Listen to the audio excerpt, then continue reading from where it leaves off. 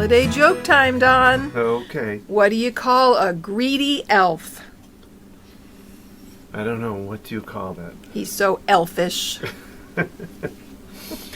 Oh, and it's time again for another Tuesday Tips with Don and Gina. And again, we're talking about holidays. This tip talks about respecting your kids' feelings. So many times I've heard parents talk about they're in the middle of doing something and the child comes up with an idea. Or Daddy, I gotta tell you this. Like, or they got the perfect gift they want for Christmas. And you push them off by saying, "Not now. I'm busy. That's Can't you see I'm busy?" Yeah, you know. that's too expensive. Well, yeah, that's the ridiculous. other one that really, shut them down before they can get to it. And I always liked your response to that. I give this to you as far as teaching. Well, let's write that one down. They may come to you in February with an idea for a gift, for next year, and it may be wanting a motorcycle, or something big, that in the back of your mind you can't necessarily afford and probably wouldn't be able to do.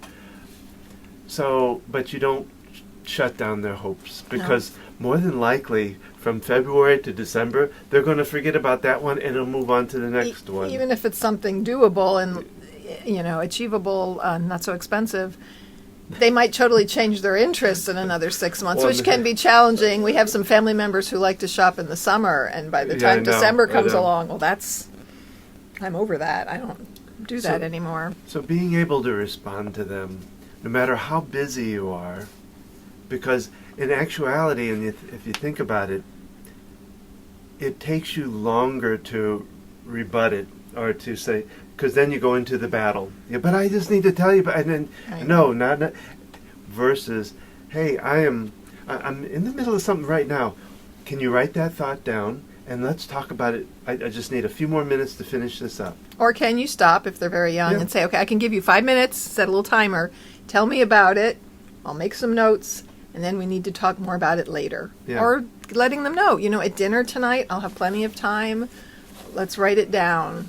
And intentionally do that. I'm going to set an alarm on my phone, and when this goes off at dinner, I'm going to be like, okay, yeah, you wanted to share something with me. Or you can even make a little phone memo, saying, I need to talk to our Google. Set a timer to remind me to talk to so-and-so about... And doing that in front of your child so they know that they matter. It's important that you know that this is important, but they need to put it off right now, but it's still very important to them. And looking at their feelings can mean a lot of different things. You give a kid a gift, they're going to react with their natural reaction, right? Remember when you gave me that watch, Don? Oh, don't know. I used to go on, I'd bought Don a two-tone watch, which, by the way, he lost some years ago. It was gold and silver, and I just loved it. I admired it. Right, and talked about how pretty it was, and you searched high and low to find me months to find the one a lady's watch with two-tone on it. And I opened it, and I was just like, what did I do? Well, I put it in a tube, so you couldn't even tell what it was. And you opened it, and you went, oh, a watch. And I was like, are you serious? I wanted to take that tube and smack you with it,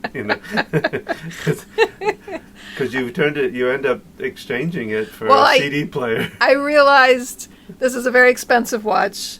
I work in an environment where I'm helping people in the bathroom. I'm not going to wear it to work. This was a lot of money, and I'd rather have a multi-disc CD player. And it was, in retrospect now, looking back, that was fine, Something we laugh about. But kids are going to have that reaction, right? Or adults. Oh, yeah. Allowing... The clothes response, a lot of times they'll open up, the shirt. Clothes, and they throw it, and then they're next. Right.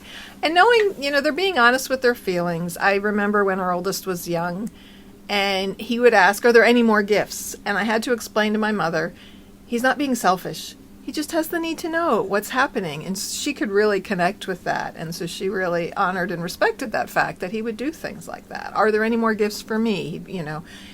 It was just that need to know, the need to organize and sort.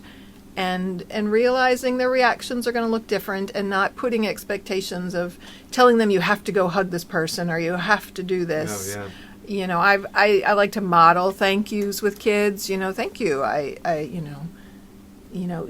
Thank the person for the child rather than forcing them to do that. Yeah. Letting them have their feelings. And, you know, the most valuable gift that we can give our kids, our family, and even ourselves is being present in each and every moment.